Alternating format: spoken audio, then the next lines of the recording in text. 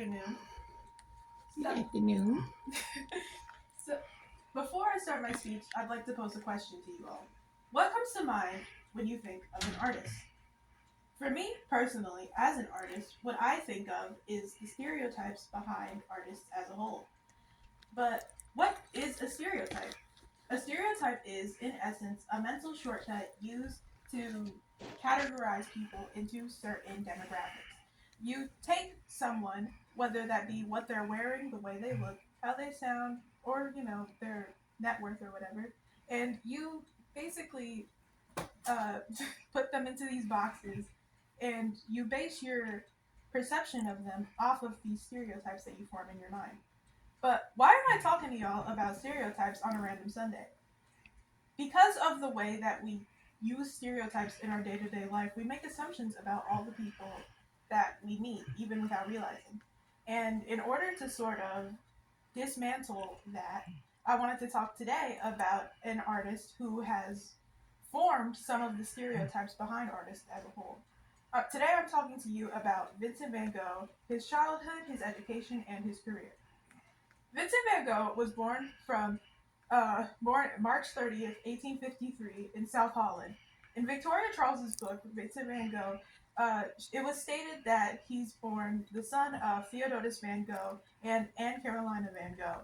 He's the oldest of six children, and he was named after his stillborn little brother.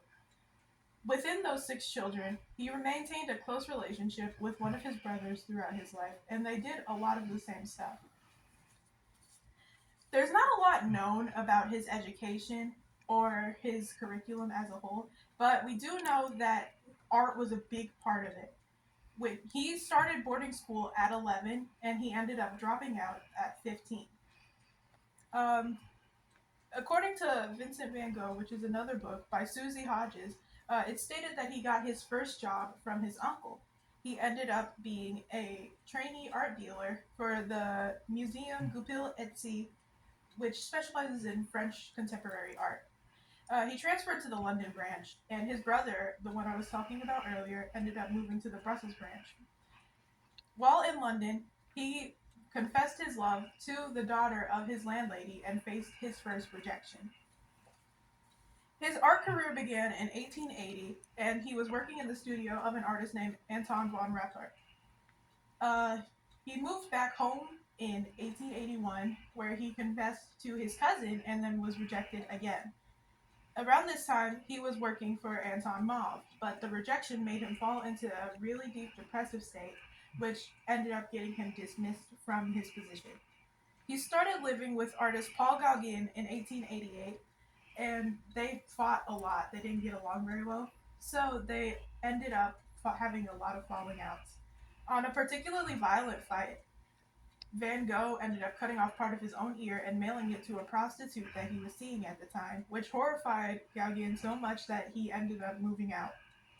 At that time, Van Gogh and his brother ended up deciding collectively that it wasn't safe for him to be out, so he voluntarily transferred himself into an asylum. This didn't really help much, but he stayed in there for a couple years and was discharged in 1890. On July of 1890, July 27th specifically, he ended up shooting himself in the stomach, and he died the day after, July 28th, at the age of 37.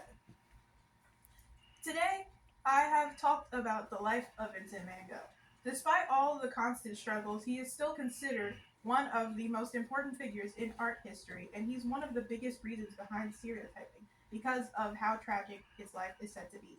His tumultuous career has been excessively studied for years because of all the letters he sent back and forth between himself and his brother, and his mental health struggles and his tragic dealings with love have had a significant impact on the public's perception of artists as a whole. Thank you.